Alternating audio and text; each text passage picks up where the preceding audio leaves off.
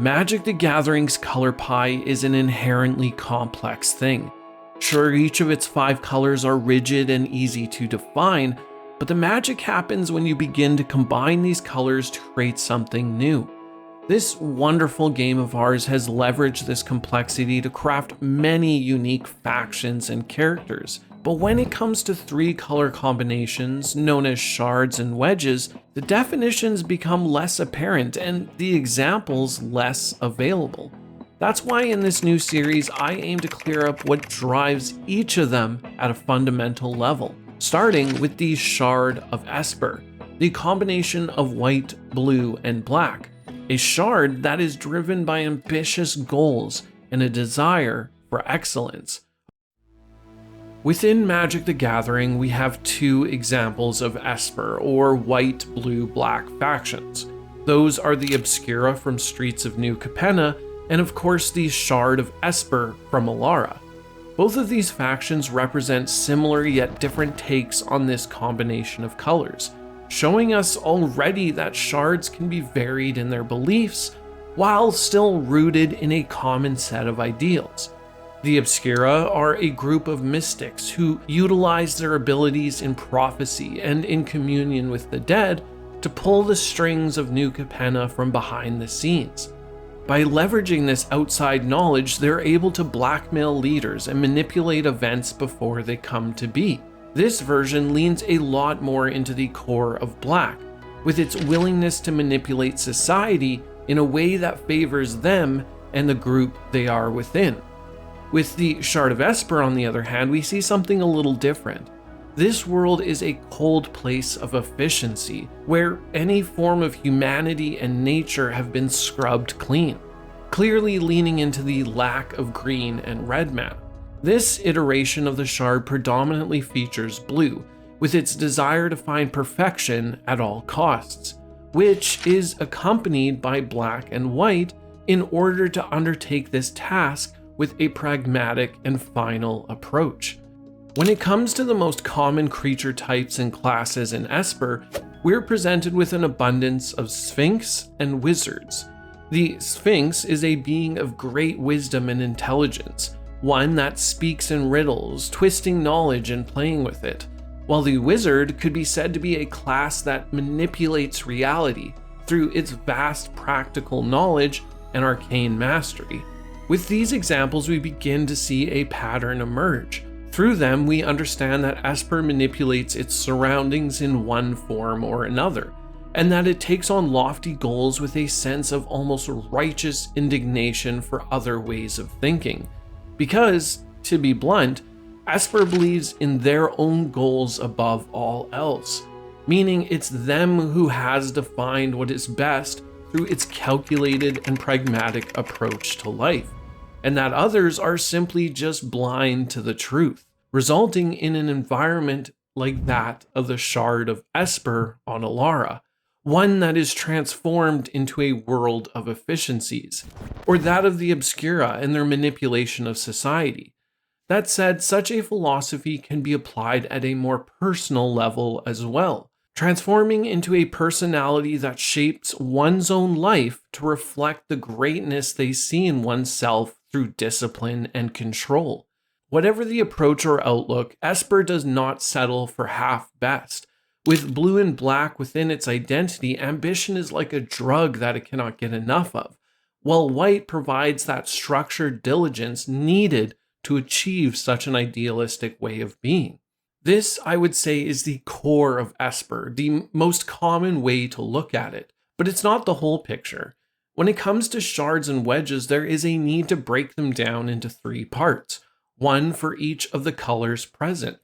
What I mean is that by leaning a bit more into one of the colors as our core color, then 3 versions of the combination can be discussed. So let's do just that and begin with the philosophy centered in blue. The dichotomy of the human spirit is inherently imbalanced and prone to failure.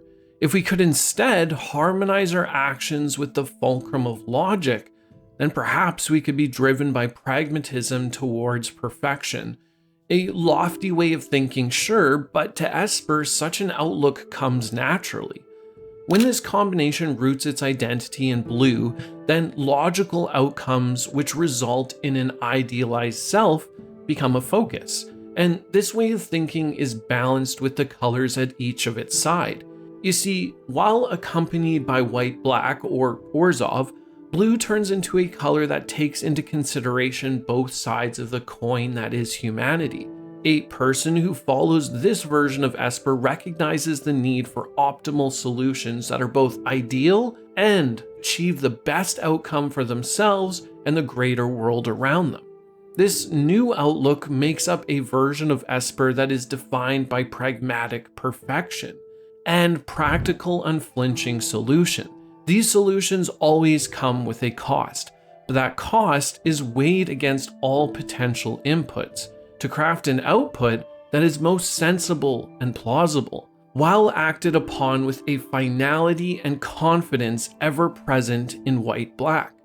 This core color mixed with the color pair within often leads to a person who thinks very highly of their own actions, as they believe that only they have calculated all potential outcomes, and it's them that holds the key to the one truth. This can result in them asserting their way of thinking onto others, aiming to reach perfection not just in themselves, but to the wider world around them. They are an idealist with a strong sense of self-confidence, and nothing can stop them. They will then shed inefficiencies within themselves and those around them.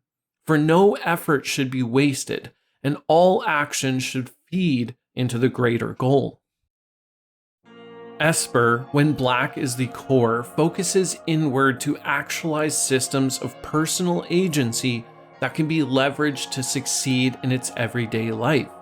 You see, black is a color that aims to get the best out of its life for itself or the smaller group it is a part of, while the inner combination of Azorius establishes the efficient frameworks that ensure that the right path is followed.